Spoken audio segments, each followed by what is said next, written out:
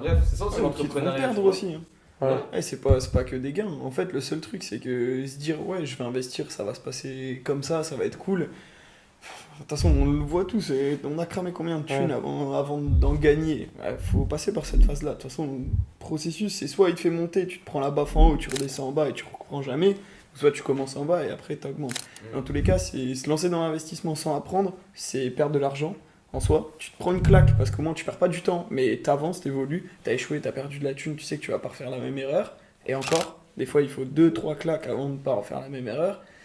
Mais en soi, après, c'est toutes les phases émotionnelles. Ça veut dire que les gens qui se mettent dans tout ça, ils contrôlent pas leurs émotions, ils contrôlent pas la relation qu'ils ont à l'argent. Et la relation que tu as à l'argent, c'est ce qui va te faire entrer, ce qui va te faire sortir, ce qui va te faire payer, ce qui va tout faire en soi. Donc quand une personne, elle rentre, elle va peut-être être en profit, mais elle finira peut-être pas en profit. Comme je vois le Bull Run 2000, je sais plus quand, 21, un truc comme ça. Moi, c'était au moment où j'ai commencé à rentrer dans les cryptos et tout.